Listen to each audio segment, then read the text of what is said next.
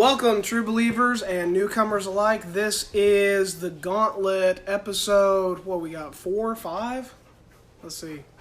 Yeah, this is episode 4. All right. Episode 4, which fits, because we're actually recording this on the 4th of July, so that works. Wanted to give you guys our thoughts on Spider-Man Far From Home. I'm here with Steel Glitch. What's up, guys? And we're going to give you our breakdown, our thoughts on Far From Home, and then also just some speculation on Phase 4, since Far From Home does 100% wrap up Phase 3 for the Marvel Universe. This is it. This is the final conclusion. This was kind of like the epilogue for Phase 3. Just tied everything off in a bow. Now, since we're doing this is going to be a spoiler review. I just want to let you guys know that right now. If you have not seen Far From Home, this is going to be a spoiler review for that. We are going to be talking spoilers. And since we're going to be talking about Phase 4, this is going to be spoilers for all Marvel movies. Any of the Marvel movies that have come out up to Far From Home, that we are going to be talking full spoilers. So Infinity War, Endgame, Captain Marvel, all that good stuff. You have been warned. All right, so let's go ahead and get into it. Glitch, give me your thoughts. What just some initial thoughts on Far From Home? What did you think about it? This was one of the only Marvel movies that, in my first viewing of it, I loved it. The whole thing, I just knew I loved the movie. The first time I saw it, I loved every part of it. It was great. See, I usually end up having the opposite effects. Like I'll be honest, the first time I watched X-Men Wolverine Origins, I loved it. And then after I watched it again, I was like, yeah, this is not a good movie. So I usually end up having the opposite effect, where that I tend to love a movie at first, and then after I rewatch it and all the hype's over, I'm like, oh, okay, now I can get more of a real feel of what I actually think about it. Yeah. So no critiques, nothing? I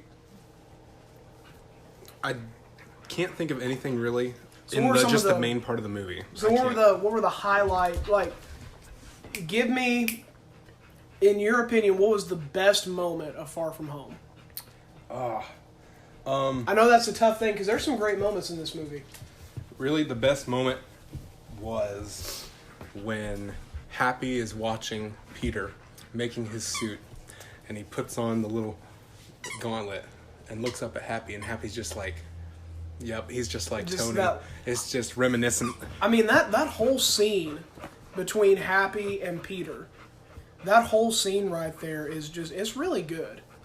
You see a little bit of it in the trailers, which, again, if you guys are listening to this, you've already seen the movie. Or at least I hope you have. I hope you're not listening to a spoiler review before you watch a movie. Don't do that. But that was one of the, when I saw that scene in the trailers, that was one of the scenes that I was looking forward to seeing the most. Just, I wanted to see the interaction between Happy and Peter, because both of them lost Tony, and Tony was close to both of them. Mm-hmm. But then also because they had already established that there was there was a growing relationship between Peter and Happy from Homecoming. Happy tried to act all cool, like he didn't really like Peter, and then at the end of Homecoming he says, yeah, he's a good kid, talking to Tony. And he does really care. Okay. So, I actually called this before I saw the movie, Happy and Aunt May. I called that. I was like, you know what? I really think that's going to be a thing. And I told somebody before we watched, I said, I'm going to put you on record that this is going to be I think this is going to happen in the movie. I made 2 predictions. I thought that Happy and Aunt May would be a thing, which we see that they kind of are, kind of aren't. Maybe they're going to explore that a little more.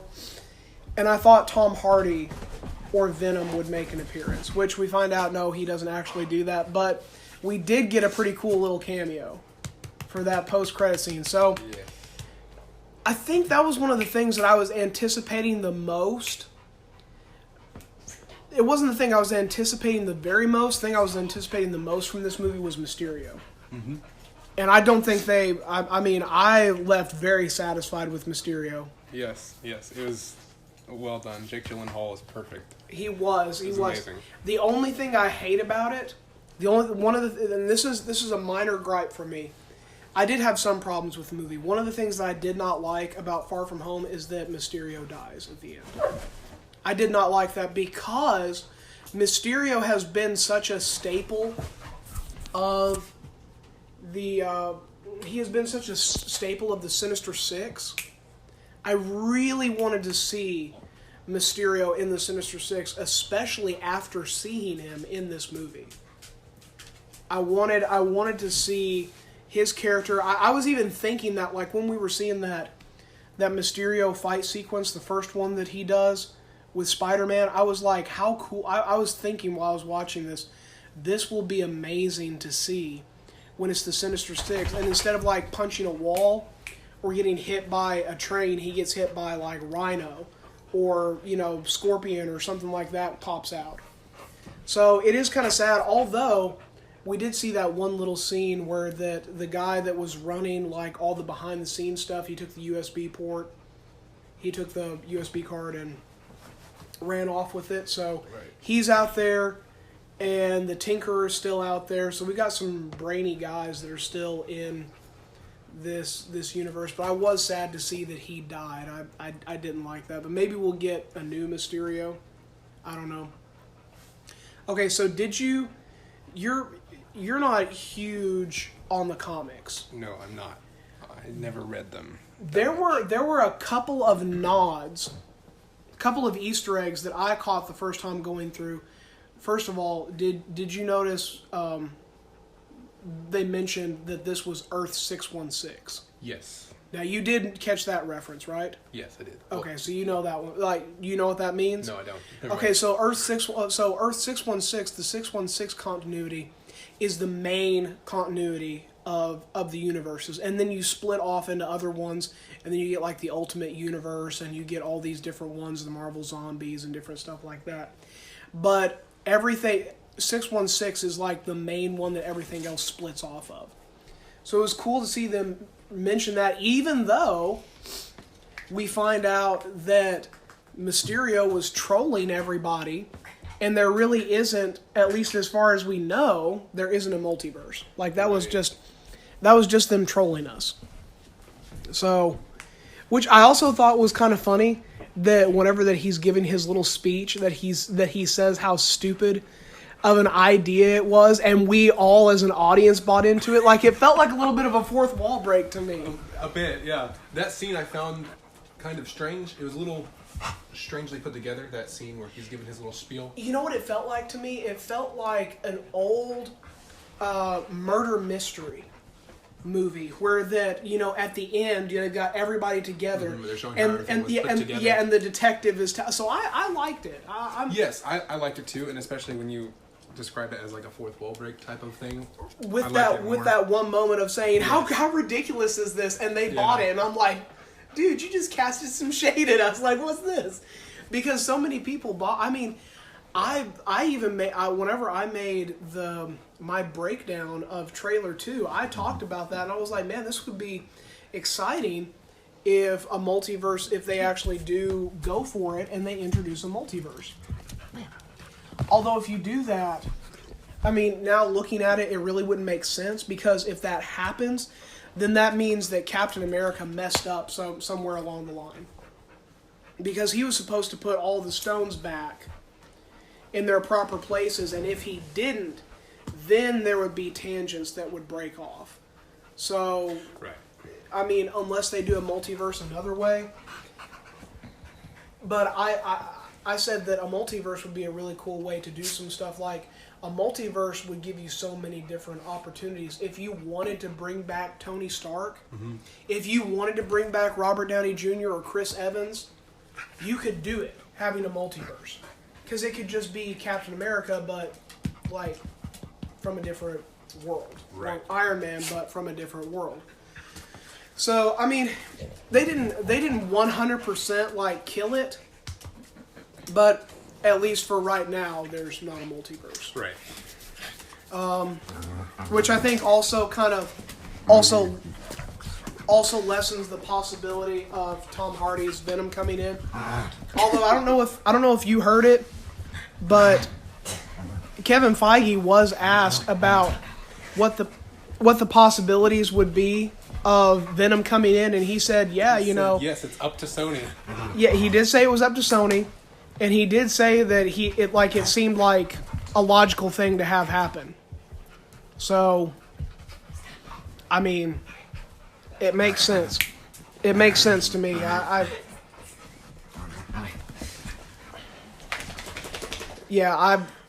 think it could happen. Guys, you'll have to excuse us. We have 3 dogs over here right now, so it may get a little chaotic. You may hear some growling and stuff. Glitch is not that mad at me, trust me. So, but anyway, we'll have some fun with this. But yeah, the Mysterio stuff. What did you give me some more thoughts on that? What were So I didn't know in the comics, does he actually use magic, or is it all illusion? No, it's all illusions. Okay, it's all illusions. illusions. I didn't know that. The only thing that they tweaked and made a little bit different, which works because this is the Marvel Cinematic Universe, so you have to do some different stuff. But in the comics, he is a special effects artist, and what ends up happening is he is working on a special effect, and he ends up doing some illegal stuff with it to make it bigger and better. Okay. So he kind of pushes the mark, and it ends up going bad. And Spider-Man swoops in and saves everything and takes him and takes him off to jail. Well, he gets mad at Spider-Man. When he gets out of jail, he constructs the Mysterio persona, and he goes out, and his intention is to humiliate and ruin and kill Spider-Man. Okay, so they're sticking very closely to that. They are sticking pretty closely to that. I mean, you switch it a little bit because his goal in this was really against Tony Stark. Right. But I liked that. But I liked it to a degree because at the same time, while that worked, it also kind of made I kind of felt like it turned Tony into a little bit of a bully. Yes. Because yeah. It made me think, it's like, okay, so how many other people have he screwed? Right, because they've shown that in let's see, Iron Man 3, Iron Man 2, all of it, where Tony has been a bully to people, stealing inventions and such, or his father also stealing inventions. So he's always been taking a bit of a bully. Taking credit for different stuff. Right, taking credit for people's inventions. Which, I mean, okay, in the corporate universe, that is a little bit part of stuff. You know, when you hire someone, you hire them and you say, like, okay, whatever you come up with is ours. It belongs to us. I mean, that was the case with, like, Marvel and Stan Lee. Stan Lee, and he invented all of these characters, but they belong to Marvel. Right, but he gets credit for it. He does get credit for it, but that is largely due to who Stan Lee is. That did not really start becoming prominent until Stan Lee, because other creators and stuff used to not get as much credit as what they do now. Stan Lee kind of reinvented that and made that more of a thing, where that the creators were getting more spotlight on stuff and actually getting recognized more for their work that they were doing. So, I mean, you kind of have him to thank. Now, since we mentioned Stan Lee, that is one thing I thought of. Like, when the movie came to an end, I was like, man, I miss him. You know, I missed getting to see that Stan Lee cameo. I really did miss it. Yeah. I missed it a lot. That's what I said when it ended. Right as soon as it ended, all the credits were starting to roll. I turned over to my friend. I said, well, I guess that's the end of it. No Stan Lee, no cameo today. I guess that's done for. I mean, I missed it. I missed having it in Dark Phoenix too, but that movie was so terrible. Even a Stan Lee cameo wouldn't have fixed it. So, oh my goodness, I can't get started on Dark Phoenix.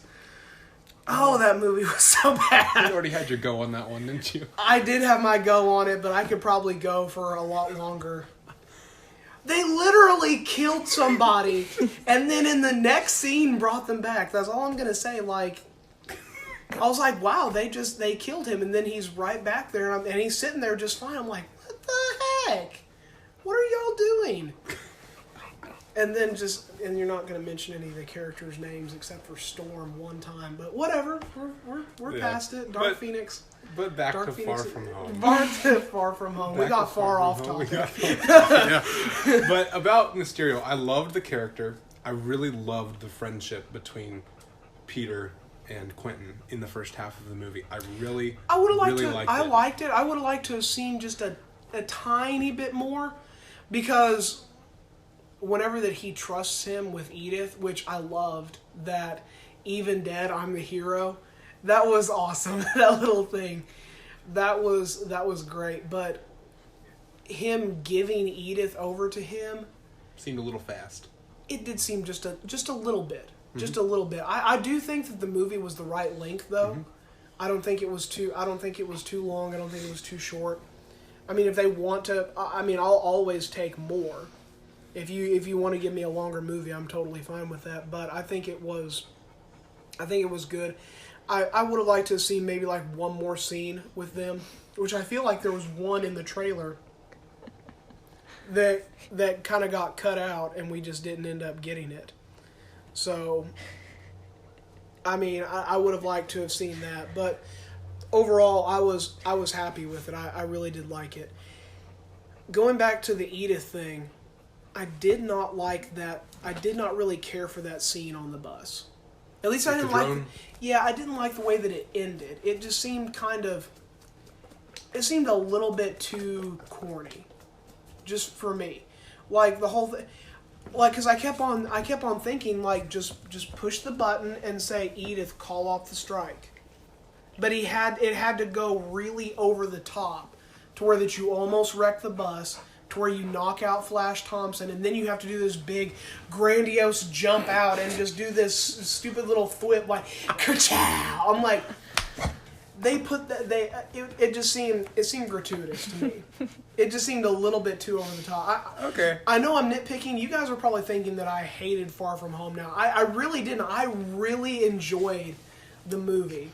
And we'll give our grades on it here a little later, like on a scale of 1 to 10. But I really did like it. I'm just giving you some things that didn't work for me. But these are small problems that I have. Michelle. I really liked MJ. You know, she's Michelle, but we call her MJ and everything. I'm okay with that. I'm okay with it. I was lukewarm on her character in Homecoming.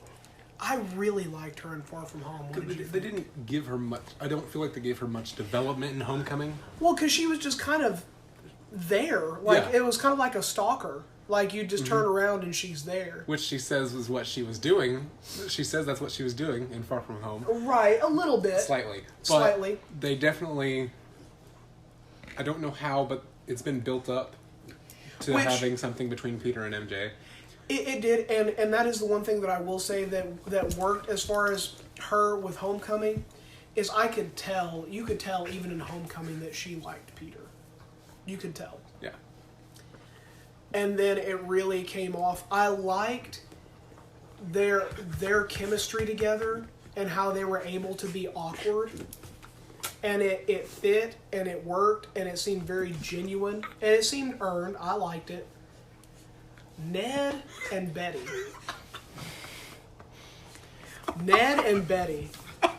When that happened, I was just like, what? Because I was sitting there and watching this movie, and he's talking to this girl, and he's like, you like this? Nope. Have you ever played? Nope. And I'm just like, man, this is me with every conversation I ever have with a girl. I'm like, this is me. Like, I felt for it, and I was like, okay. And then she comes up to him and is like, oh, hi, babe. I'm like, that is not how that works in real life. That is not how that... We actually have a lot in common. I'm like, okay, if you say so. But that was... It was fun. I didn't dislike it. It was fun. I liked it. The little thing at the end was a little weird. Even when two people, separate, the memories they have are shared for a lifetime. You're so wise. That gave me hope. Yeah. You identify with Ned. I identify with Ned, but then at the end it just ruined it. No, not ruined it. The only I found thing, it quite funny. little bit of a tangent, but the only thing that I don't like about Ned is the one slight issue that I'm starting to have with the Marvel Cinematic Universe Spider-Man as a whole. And that is I understand why they're doing it, but I want them to kind of stop doing it. Is they are trying to make it different. And I understand that because look, we've had the Tobey Maguire Spider-Man. We had Andrew Garfield Spider-Man. Now we have Tom Holland. And I get one of the big problems that people had with Andrew Garfield Spider-Man was that they felt like this is all stuff we've seen before. Yeah. And I get that. So I understand them wanting to do things to make it different. So like with Ned, Ned is not a character in the comics. And you don't always have to have a character from the comics, but I feel like Ned has replaced Harry Osborn. And I want Harry Osborn. So I'm fine with Ned as long as they eventually, because... I thought I saw something about Ned being in the comics. People were worried because they said Ned died in Europe in the comics. Well, sometime... Probably newer comics. Yeah, usually after movies come out, they'll do comics and stuff to fall more in line with the movies. Because, comic sales are going down. Mm-hmm. So they have to they'll typically do that to get people's interest. So it's like, oh, okay, if you like this, here's this other stuff that's in the same continuity that kind of expounds on it. But... So I'm fine with Ned. I just don't want him to replace Harry. I want to see Harry Osborn eventually. Can they fit him in, though? Yeah, why not? Why couldn't they? I don't know, because they've kind of built up this in their MCU. They've built up what things are going to be, and they can't really change too much. And they don't leave room for change a lot. No, sometimes. But you can still, Harry can be a transfer student. You can do that. I don't see that. Like I say, that's my one. I'm not saying that they will do it. I'm just saying that they can do it, and I want them to do it. Yeah. And you go back to MJ. Has she completely replaced Mary Jane? Because she's not Mary Jane. She is MJ. So are they? I feel like we're never going to get Mary Jane. That's fine. That's my feeling. We've seen enough of her. Have we, though? I think so. We only saw her once. That's fine. No. No, it's not. It's not fun. It's not okay. My nerd heart says no. But, and then Gwen. Now we've got some cool characters, like we got Betty Brant, who she's in there, which they tweaked and did some stuff with her because she's supposed to be the secretary and everything for JJJ. But, I'm fine with that little tweak because she's still doing some news reporting and stuff. And I don't know, there's just some stuff with that I want to make sure that we still get to see the typical Spider-Man stuff. And this is another thing. Those post-credit scenes, like I said, those were the second most anticipated thing that I had for this movie. Mm-hmm. I liked them. I thought they were good. But they raise a lot of questions for me, and some of them, I have some concerns. Okay, with J. Jonah Jameson, that was awesome. That was so cool getting to see that. It was a little bit weird because my nerd heart said, yes, this is amazing. And my nerd mind was like, actually, he is from a different continuity, and this did not work because that is from the Sam Raimi trilogy, and that is not in the proper continuity. But, I mean, but my heart was like, yes, it's so good. And I'm like, well, when I see what happens. But I loved it, and they changed it up enough that I was like, okay, I'm good with it. And, I mean, I wanted to see him back. We all wanted to see him return for JJJ. Because really, who else are we going to get? No one else. I mean, They could try, but they won't get anybody It was as good. perfect. This is perfect. You're not going to be able to replace him. He was so iconic and so good. The only person that could have ever replaced him was Stan Lee himself. Stan Lee, there was a canceled Spider-Man movie back in the 80s, and Stan Lee was going to play J. Jonah Jameson. That would have been really cool. I would have liked to have seen that. The movie itself probably would have sucked, but Stan Lee as JJJ would have been awesome. But what they did with that, exposing Peter Parker as Spider-Man, unless they retcon that in a way and just are like, hey, like the news or actually like the military and everything comes out and says, no, we have determined this is false and everything. There's no way that we're going to get Peter Parker as a reporter working for J. Jonah Jameson. It's not going to happen. They burnt that bridge. And also, I mean, if that's the case, then you miss out on some of those classic elements of like Peter having to sacrifice those moments as Peter Parker in his life, like the homecoming dance that we saw in Homecoming, having to leave because bigger things, he has responsibilities, and not being able to tell people like what's going on. If everybody knows that he's Spider-Man, it takes that away. You don't have that conflict of Peter Parker and Spider-Man, having to deal with those dual identities. It's right. You've kind of taken that away. So I don't know. Again, guys, I liked the movie, but I do have some questions and stuff like going forward. What are they going to do? How are they going to change it? And I want to see some of the classic Spider-Man stuff. What do you think about the new suit? The suit that he designed? All the new suit. Well, okay, so we got two. We got the stealth suit. Night Monkey suit. That was awesome. Night the Monkey. And the lady running off was the best too. Wait, lady, can Night Monkey! The stealth suit. I wasn't a big fan of it. Really? Really. Because I liked it because it gave some nods to Spider-Man Noir. Okay, that's true, and I like Spider-Man Noir. But I found it quite stupid because it still looked like him. It looked like Spider-Man. They said he doesn't need a Spider-Man suit because he doesn't want people thinking he's in Europe. Yeah. And that made no sense to me. Dead giveaway. Yeah. The eyes. I don't know. I don't know how they could think that was okay, but that was fine. His suit that he designed, pretty awesome. That was awesome. By the way, guys, I don't know if you knew this or not, but the Spider-Man PS4 game, they added the stealth suit and the black and red suit from Far From Home to the game. They are DLCs now that if you look on it, just like with the Raimi suit, you should have those two.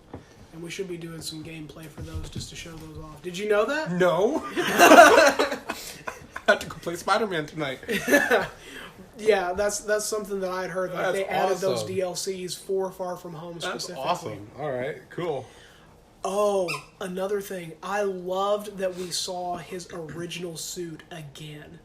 In the Mysterio thing. Yes. How it just rips it apart and it's just that suit there. Yeah, that was cool. That whole scene was so That whole well scene done. was amazing. Mm-hmm. Tony Stark's grave and the Iron Man suit coming out. That was a nod. That right there was a nod and an Easter egg to two things. there's Avengers No More, where the Ultron actually kills the Avengers. And that's how it looks. But also I felt like it was a little bit of a nod to the Marvel Zombies. Which would be awesome. I would love it. I would love it if we got a Deadpool kills the Marvel Universe. That would be amazing. It's a thing. It happened. I know. It happened. It would be so awesome. But he did it twice, didn't he? He did. Deadpool kills the Marvel Universe and Deadpool kills the Marvel Universe again. So Nick Fury. This is one of the last things I want to talk about. Nick Fury. I didn't really understand why he acted out of character until the end, the very last post-credit scene. And then we see that, oh, okay, so that's why he acted a little bit over the top in his Nick Furyisms. Is because he wasn't Nick Fury. He was somebody playing Nick Fury with the Skrulls. What did you think about that? Which means Samuel L. Jackson is a really good actor, that he can do that and just... That's really cool. Well, and he also, and he knows himself. Right. He's like, this is what I'm known for and everything, so I'm going to act just go over...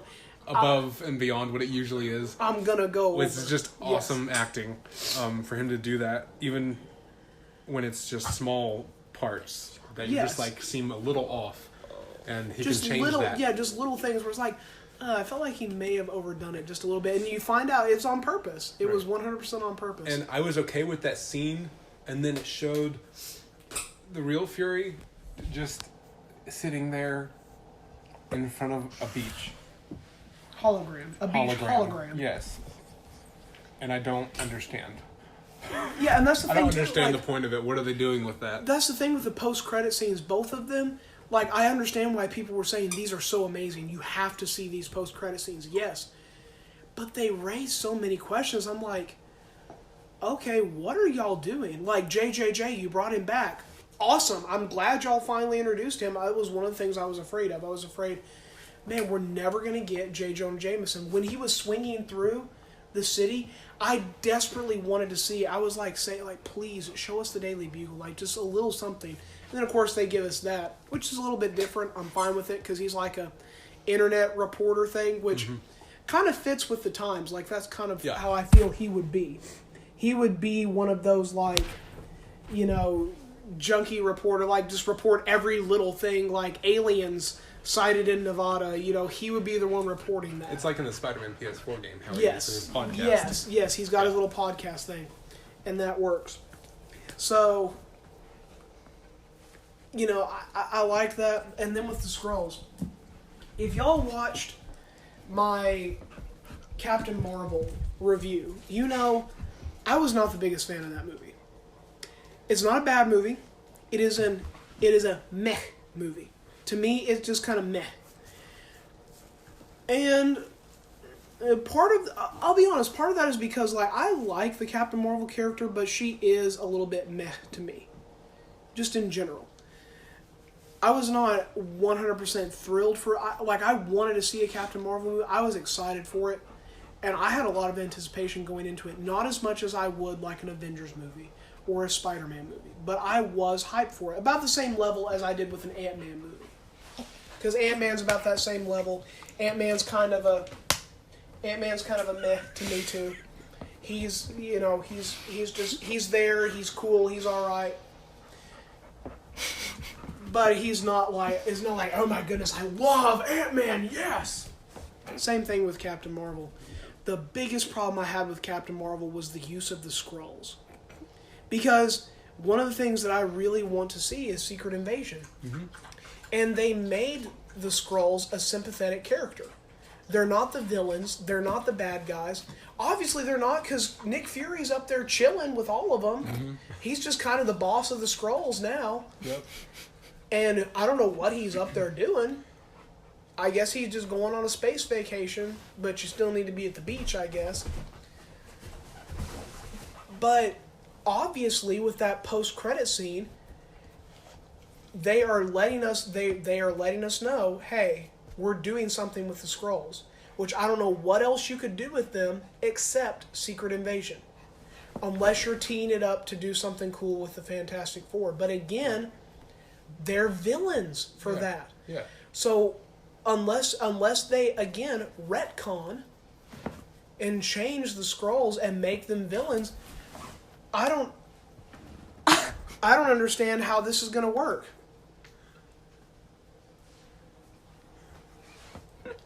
And see, I was excited. I was excited for Captain Marvel 2 going into it, like, because I was so excited because I thought it was going to have big impact. I thought it was going to have a huge impact on Endgame, right? Because I thought the Skrulls, even though I knew little about them, I thought the Skrulls were going to have a big impact on the MCU. Well, they didn't, and now I don't know what they're supposed to do. Also, I was excited about the Skrulls because from what little I know, I knew the Fantastic Four Were have a lot involved to do with them. the Yes, Skrulls. yes. So, Which, I mean, they've been a big thing for everybody, but yes, they have always been pretty heavily tied to the Fantastic Four. But yeah, that was the thing that bothered me the most about that movie, was that I just felt like, man, you wasted an opportunity. Like, I understood what they did from a story point, but I'm like, man, you wasted an opportunity for a great villain. Like, you didn't need to have this whole, like, you didn't have to make them sympathetic. You can have the Kree and the Skrulls be bad guys. right. Because that's how it's been in the comics before. They were both bad guys and they both wanted to take over the Earth for strategic purposes.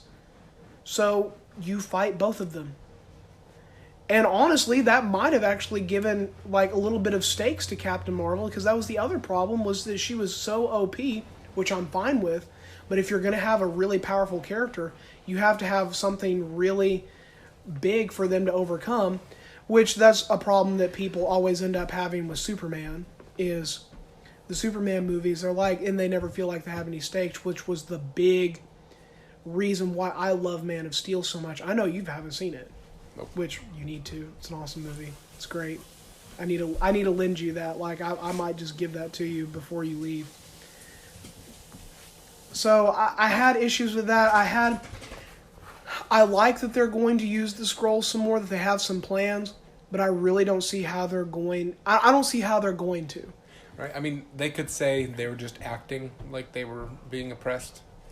It could be. It could be. They could have still done the same plot line of Captain Marvel, but Right. made them a little bit less sympathetic. It's okay to have a little sympathy for them, Right. but still make them villains. Yes. You can still have a little bit of sympathy. But Right. they made them so sympathetic in there, it's hard. It's going to be hard for people to see them differently Right. at first. Yeah, they could do a Mysterio switch and bait with us, because they made Mysterio very sympathetic at first, and then, switched over.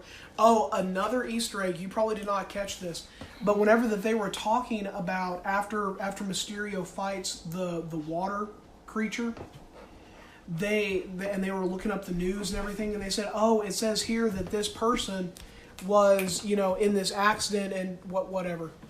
That was Hydro Man. They name dropped Hydro Man. Maury Bench is his name, is his real name, and they actually mentioned that name in there. I don't know if you caught it. Yeah. So that's cool that Hydro. Now, since we found out that was all an illusion, Hydro Man is still out there. So that's really cool. So we could end up seeing Hydro Man as part of the Sinister Six. So that's basically everything as far as, that's all the details. I'll recap real quick. I loved the Mysterio stuff. I loved the relationship stuff between Ned and Peter and Nick Fury. That scene where Nick Fury comes to him in the hotel had me cracking up so bad. I loved that scene. It was so funny. I loved that. I loved the Spider-Man stuff. We got a lot of really good Spider-Man action in this one too. The great little fight scenes. Yeah. The last one at the end where he closes his eyes and just uses his spider sense. That is straight from the comics. And I loved it. You mean the Peter Tingle? Oh my goodness. No. That's such a stupid name. A stupid Peter Tingle. That was funny, though. Oh, did you also notice that his suitcase was Ben Parker? Yes, I did. Yes, I noticed that. That was a great little nod. But then he lost it. It got blown up. Oh. I know, I was sad about that. I was like, oh, he lost Uncle Ben's suitcase. I noticed that no one else noticed that. And I said to my friend, I said, hey, that must be Uncle Ben's. He was like, I don't know. I guess I know more somehow than other people, even though I never read anything. You've been around me. I've been telling you all this stuff, so you're starting to notice stuff. But yeah, that was great. Some great Spider-Man moments. Loved the suits. Loved the Night Monkey stuff. Great comedy. Great action. Great characters. I mean, it was awesome. Just a few small little things that I mentioned that I have some issues with, but overall, I loved it. I mean, I think I'd have to give it like a 7.5, 8 out of 10, somewhere around in there. What would you say? I'd give it 9 to 9.5 out of 10, because here's the thing. Really? Okay. Like I said, okay, every part of it I loved. Like, I love Endgame, but the first time I watched it, I didn't completely love everything about it. It took me another viewing of it. Really? Yes. Okay. It took me another viewing of it, and now I just love it, because I heard other people talking about stuff from it, and I was like, okay. See, that movie, it's great. That is the movie that has made me cry the most out of any movie. Like, I was a blubbery mess the first time I watched. I couldn't even speak. I was just like, I was crying so uncontrollably with Endgame. Because, I mean, it started for me with Cap picking up Mjolnir. Like, that's where I started to cry a little bit. Because I was like, yes, he got it. He's worthy. And because he saved Thor, like Thor's about to eat it right there. Right, yeah. So I love the movie, but I didn't completely love it the first time I saw it. Right. But I get that. Spider-Man, I get that. I loved it. Well, because Endgame had a very slow first half. Right. But see, I loved that because I wanted to marinate in the events of Infinity War. I did not want them to gloss over that. I wanted to feel the loss. And I wanted to see all those characters that I loved that were still there feel the loss. Right. So you give it a 9. You give it a 9 to 9.5. I give it like an 8. We'll say 8 for me. So overall, a very, very solid movie for both of us. We both walked out really enjoying it. And with a poster. Huh? And with a poster. Oh, with a poster. Oh, okay, there. Poster. Oh, there you go. All right, I need to get me one. And we've touched a little bit on the MCU Phase 4, like moving forward with Secret Invasion and stuff like that. I thought that it was really interesting that we did not find out who bought Avengers Tower yet. I really thought we would see that, because remember in Homecoming it got sold. Oh. And, yeah, because it was moving day, remember? That was the big thing. Oh, okay. And I really figured that we would find out who bought it in Far From Home, and I'm curious that we didn't. That makes me think that maybe they're going to use it for the Fantastic Four. I was really leaning towards Norman Osborn, but I'm starting to think maybe it could end up being the Fantastic Four Tower. That'd be cool. That'd be pretty cool. So Phase 4 moving forward, give me a couple things that you want to see and think will happen. So we know Black Widow movie is coming. Right.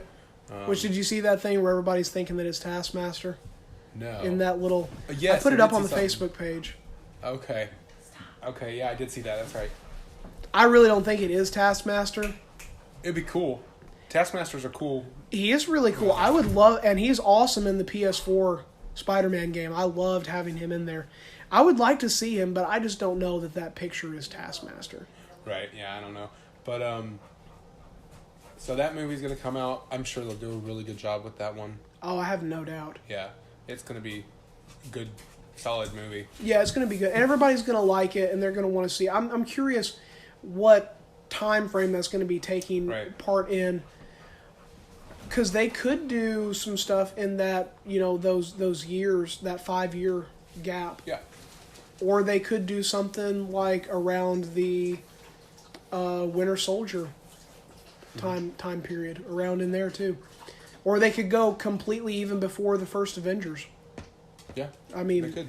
there's a lot of area that they could play with, so I'm curious about that. What are some other stuff?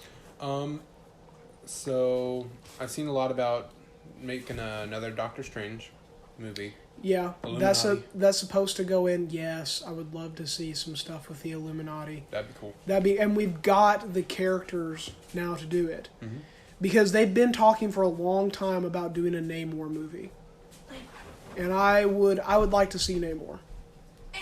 Not wild about that? I'm fine with it.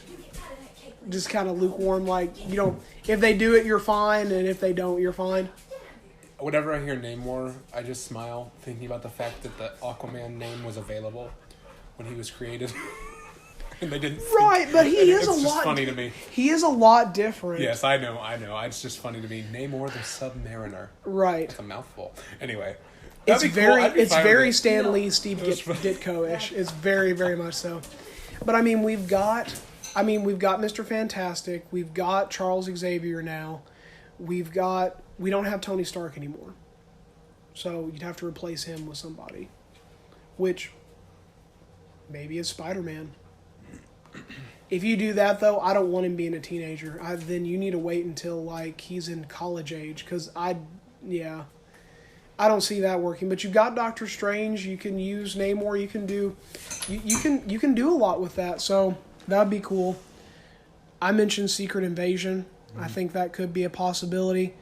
I really want to see Dark Avengers. I really do.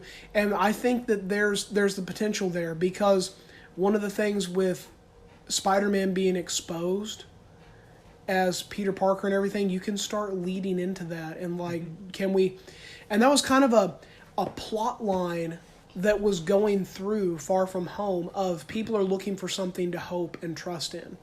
Now that a lot of the OG Avengers are gone and everything, and people are still really scared and everything, which I loved how they explained the blip and how all that ended up working. Because I was curious about that with Endgame. I'm like, okay, so we found out everybody that got blipped away and everything, and they didn't age. And so they're just continuing school going through. So some of the people have aged. The ones, that were still there, they aged. The other ones didn't, and they're continuing through. That was good. But everybody's still kind of in chaos. There are people that don't have homes now because other people bought their homes. We saw that happen with Aunt May. And the world is still really shaken. I feel like this is a key time. Like, they could introduce Norman Osborn and bring him in and be like, I am the next Tony Stark. Kind of doing like what Mysterio did a little bit. And setting stuff up. And that would be a way that you could introduce Venom. He goes and recruits Tom Hardy's Venom. And maybe even Tom Hardy believes him and he thinks that they're doing good. Maybe he's got everybody fooled. Mm-hmm. And you do some cool stuff with that. Yeah, so that would be cool. But they haven't really talked about what they're doing next. They did say they were waiting. Not a lot. They're going to wait till after D23. Yeah, D23, and then they're supposed to have some other stuff that they're going to be making some announcements here pretty quick. So that'll be great when it finally comes out. Hopefully they'll unveil all of Phase 4. Yes. So yes. I also want to see Black Cat eventually. Eventually. I don't feel like it's ready yet because he's still 16 years old, so adding this femme fatale of the caliber of Felicia Hardy, Black Cat, I don't think it's right yet. But maybe like Spider-Man 5, something like that. All right. So last thing, if you could pick any villain for Spider-Man 3, because that was the one thing they didn't give us. They didn't give us any hints or anything towards like Spider-Man 3 other than his identity's been revealed and where does he go now. But as far as a new villain, a new fight, anything like that, they did a good job of just like clearing off the slate with this one. It's like they cleared the way, and Phase 4 is coming next. And they've just got an open slate, and they can do whatever they want now, pretty much. I feel like that's what they were doing with this movie. But if you were going to pick a villain, who would you pick? Venom would be cool, but Yeah. I would want for it But to be... we know we're getting Venom 2 first. I would want for it to be Tom Hardy's Venom, but I also wonder what the MCU could do with a Green Goblin, because that would be kind of Finally cool. get a comic accurate one. Right, and it would be really... He's always been a good Spider-Man villain, classic Spider-Man And like I say, villain. with the way, with what I was explaining before, with the MCU the way it is, you can make Norman Osborn a worldwide threat. But it's personal to Peter. Mm-hmm. Which is always the big thing about Spider-Man. His fights, a lot of his fights and the villains that he has are not just villains, but they're personal to him, like Kirk Connors, like Norman Osborn, and cool to people see. like that.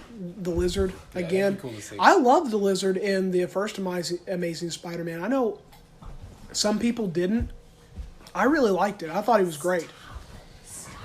So who would you pick? You didn't really give me a specific one. I You guess going I would Norman, say- Norman Osborn? Yeah, I'll go with Norman Osborn, Green Goblin, stuff like that. That would be Okay. That would be cool to see what they could do with it, because I know they could do it right. Right. Now, another thing I don't know if you noticed, but the one guy, I think his name was Dimitri, that was working for Nick Fury. That is, in the comics, that is Chameleon. Oh, is it? That is Chameleon, and Chameleon is the half brother of. Oh, who's he the half brother of? No, not Craven. I forget. He's the half. I think he was the half brother of. He's the half brother of somebody. Guys in the comments section, y'all know. I'm blanking on it right now, but that would be. Y'all let me know. If I'm casting for Spider-Man 3, the next villain, I want Kraven the Hunter. Oh, that'd be cool. That'd be cool. I want to see like Kraven. I want to see the Last Hunt. I want to see Kraven's Last Hunt. That is the one that I want to see the most. I really think that you could do a lot with Kraven. If I had to pick a second one, though, I would say Scorpion. And now that they've introduced J. Jonah Jameson, they could really do it comic book accurate. Like JJ, posts bail on him or something, gets him out of jail, and is like, look, I'm going to hire you for a specific job. I want you to take out this Peter Parker or Spider-Man. And takes him, and they make the suit, and they do it. And we've already seen that Scorpion's there. Matt Gargan is there because we saw him teased there in Homecoming. So, I don't know. Those would be my thoughts. But anyway, guys, those are our thoughts on Spider-Man Far From Home. Kind of where we want to see the Phase 4 going and what we think. I mean, it's kind of hard to give a lot of thought on that because they did kind of wipe the slate clean and everything. And they've got it ready for just a fresh new take. And doors wide open. But that is going to do it for the Gauntlet episode 4. Y'all make sure to check out our Facebook page, The Fan of Steel, or at The Real Fan of Steel. Leave a like, comment, subscribe. Hope you guys enjoyed the video. And until next time, keep geeking out.